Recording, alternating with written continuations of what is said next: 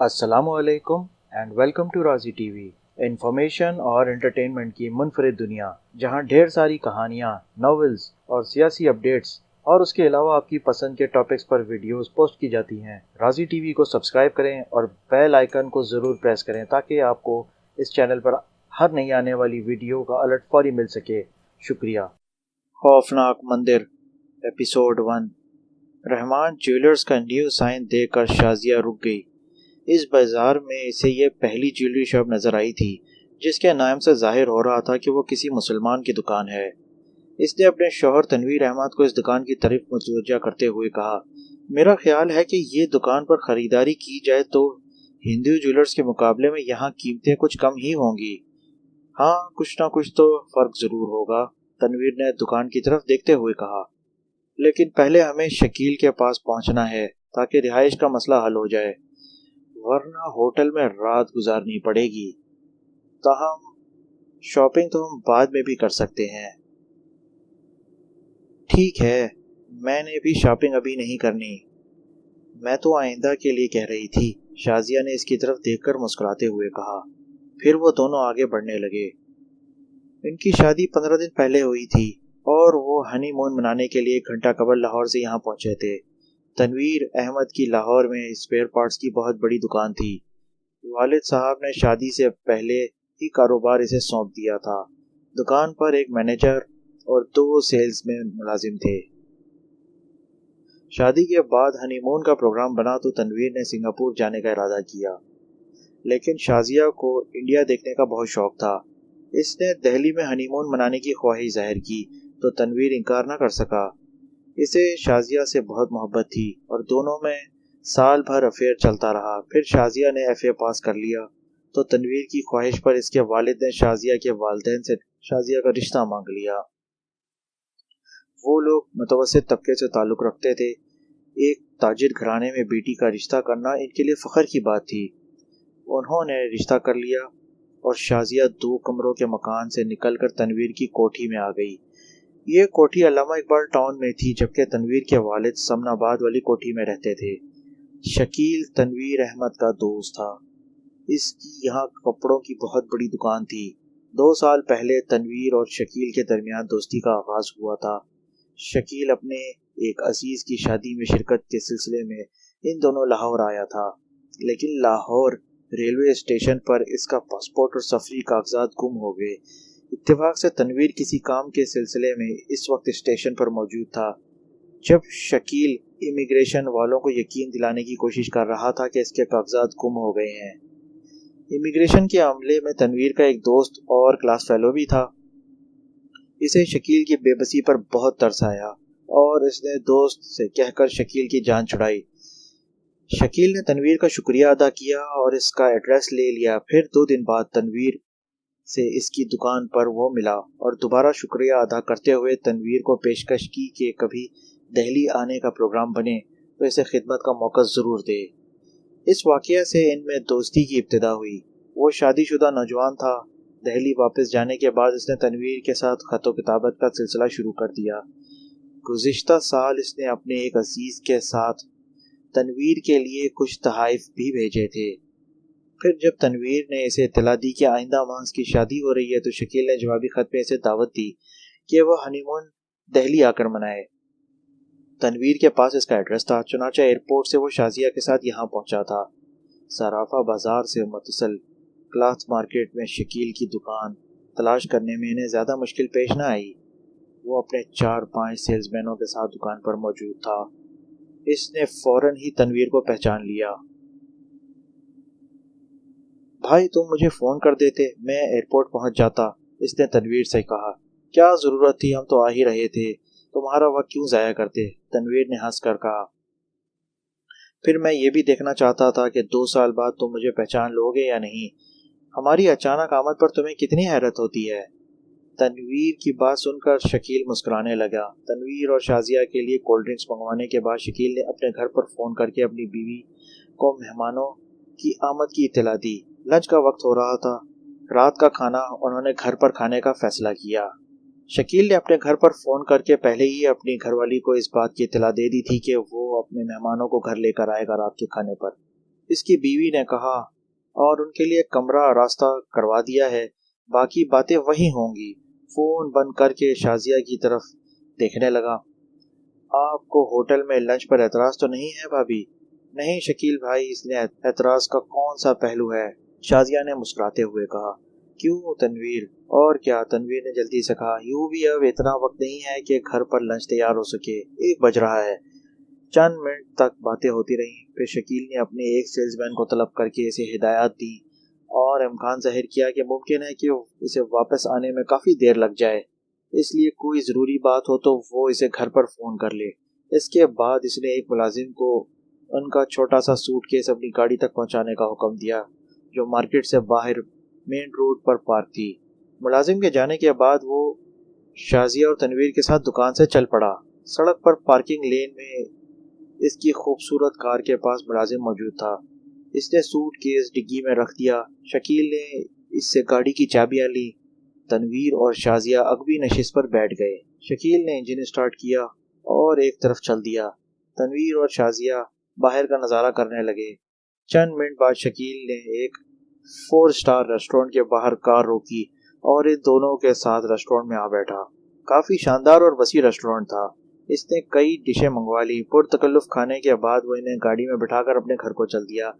تنویر کو اس نے 6 ماہ پہلے بھی خط میں بتا دیا تھا کہ اس نے شہر والا فلیٹ بیچ کر دہلی کے نوہا میں ایک نئی آبادی میں گھر خرید لیا ہے، لیکن تنویر کے ذہن میں یہ بات نہیں رہی تھی۔ شہر کی ہجوم سے بھرپور سڑکوں سے گزرتے ہوئے جب وہ کھلے علاقے میں پہنچا تو تنویر کو حیرت ہوئی۔ یار تم ہمیں یہ سیر کرا رہے ہو یا گھر لے جا رہے ہو؟ اس نے شکیل سے پوچھا۔ دونوں کام ایک ساتھ کر رہا ہوں۔ شکیل ہنس پڑا۔ ویسے ہم گھر ہی جا رہے ہیں۔ تم تو شاید مارکیٹ کے قریب ہی کسی فلیٹ میں رہتے تھے، تنویر نے چونکتے ہوئے کہا۔ ہاں لیکن اب نہیں، شاید تم بھول گئے ہو، میں نے تمہیں 6 ماہ پہلے اطلاع دی تھی کہ میں شہر سے باہر ایک بنگلہ خرید کر اس میں شفٹ ہو گیا ہوں۔ او آئی سی، تنویر نے سر ہلایا۔ واقعی میرے ذہن میں نہیں رہا۔ شادی کے بعد کافی باتیں آدمی کے ذہن سے نکل جاتی ہیں، شکیل نے ہنستے ہوئے کہا۔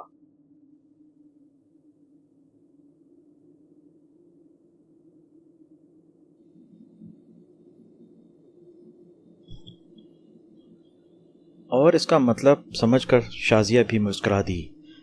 مزید 15 منٹ کے سفر کے بعد وہ شکیل کے گھر پہنچ گئے۔ بنگلہ چھوٹا مگر بہت خوبصورت تھا۔ گیٹ پر مسلح چوکیدار موجود تھا۔ اس نے گیٹ کھولا۔ شکیل کی بیوی ہنا نے برآمدے میں آ کر مہمانوں کا استقبال کیا۔ وہ بہت خوبصورت تھی۔ شکیل نے شازیہ اور تنویر سے اس کا تعارف کرایا، پھر وہ ڈرائنگ روم میں آ بیٹھے۔ ہنا نے ملازموں کو چائے لانے کی ہدایت کر دی۔ چائے کے دوران میں ہی وہ کافی بے تکلف ہو گئیں۔ شازیہ اور تنویر کے لیے اس نے بیڈ روم سیٹ کر دیا تھا۔ اچھا بھائی، اب آپ لوگ آرام کریں، شام کو ملاقات ہوگی۔ 1 گھنٹہ بعد شکیل نے اٹھتے ہوئے کہا۔ وہ واپس دکان پر چلا گیا۔ ہنا نے ان دونوں کو بیڈ روم میں پہنچا دیا تاکہ وہ سفر کی تھکان دور کر سکیں۔ رات کا کھانا بہت ہی پرتکلف تھا۔ ہنا نے کئی ڈشیں تیار کی تھیں۔ شکیل نے کھانے کے بعد ڈرائنگ روم میں تنویر سے کہا، تم لوگوں کا کیا پروگرام ہے ہنی مون کے سلسلے میں؟ کیا مطلب؟ تنویر نے چونکتے ہوئے پوچھا۔ بھائی تم لوگ پاکستان سے یہاں ہنی مون منانے آئے ہو، اب ہنی مون یہاں گھر میں بیٹھ کر تو نہیں منایا جا سکتا، شکیل نے مسکراتے ہوئے کہا۔ آخر ہنی مون کے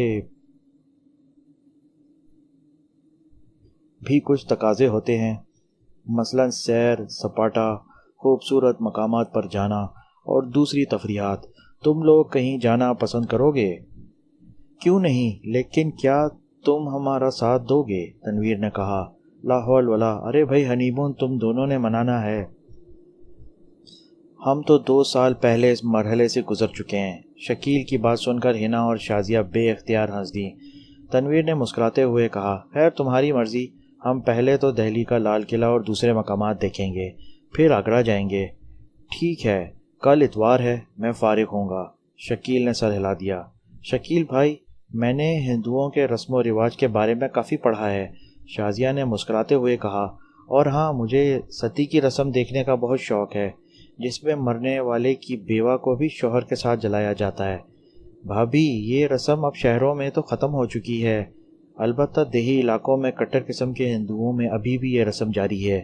اس کے لیے ہمیں کسی گاؤں میں جانا پڑے گا۔ اچھا تو کل پھر وہیں ہمیں گاؤں لے چلیں۔ کل تو آپ کی چھٹی ہے نا؟ شازیہ نے کہا۔ ٹھیک ہے، تنویر نے سر ہلایا، پھر شکیل سے بولا، بھائی میری بیگم بہت ایڈونچر پسند ہے۔ شادی سے پہلے اس نے دت بھارتی اور کرشن چندر کے ناول و افسانے پڑھے ہیں۔ یہ دیکھنا چاہتی ہے کہ ہندو عورت شوہر کی محبت میں کیسے ستی ہوتی ہے۔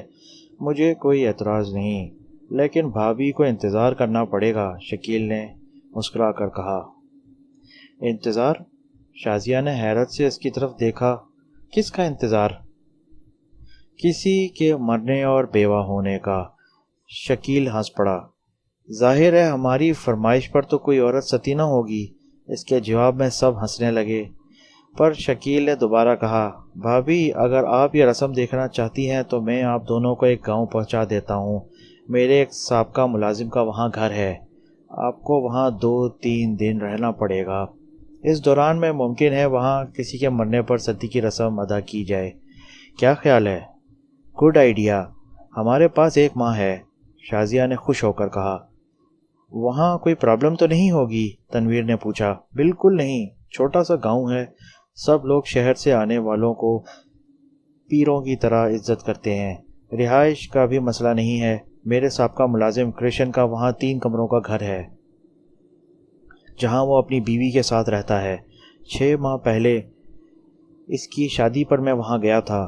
شادی کے لیے اس نے اسے معقول امداد بھی دی تھی۔ اس کی بیوی سیتا بہت خوبصورت ہنسمکھ ہے، اس کے ساتھ بھابھی کا اچھا وقت گزرے گا۔ گاؤں کے باہر مرگٹ ہے جہاں گاؤں والے اپنے مردے جلاتے ہیں۔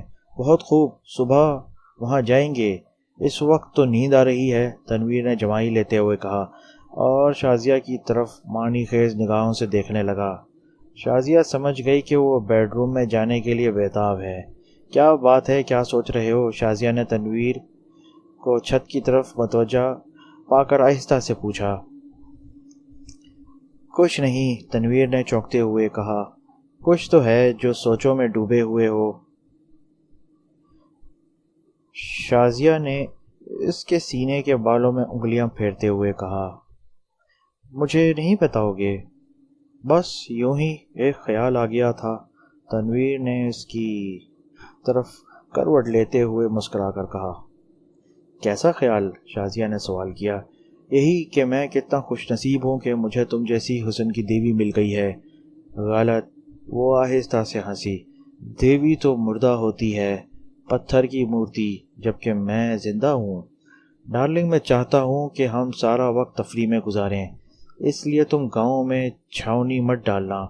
چند لمحوں بعد تنویر نے اس سے کہا، میں نے تمہاری خوشی کے لیے گاؤں جانے کا فیصلہ کیا ہے، لیکن مجھے شہر کا ماحول اور روشنیاں پسند ہیں، اس لیے میں 2 دن سے زیادہ وہاں نہیں رہ سکوں گا۔ بس یہ خیال ضرور رکھنا۔ شازیہ نے مسکراتے ہوئے اسے یقین دلایا کہ وہ گاؤں میں زیادہ دن نہیں رکے گی۔ دستک کی آواز سن کر شازیہ بیدار ہو گئی۔ اس نے دیوار گیر کلاک پر نظر ڈالی تو 8 بج رہے تھے۔ اس نے جلدی سے تنویر پر چادر ڈالی اور سلیپنگ گاؤن پہن کر دروازے کی طرف بڑھی۔ دروازہ کھولنے پر ہنا دکھائی دی۔ بہت گہری نیند سوتی ہوئی بھابھی، کیسے اٹھ گئی ہو؟ وہ معنی خیز انداز میں مسکراتے ہوئے بولی۔ 3 بار دستک دے چکی ہوں۔ سوری، شازیہ بھی مسکرا دی۔ دراصل نیند دیر سے آئی تھی۔ اوہ، پھر تو میں نے غلطی کی ہے تمہیں جگا کر بھابھی۔ بھائی جان تو شاید اندر آتے ہی سو گئے ہوں گے۔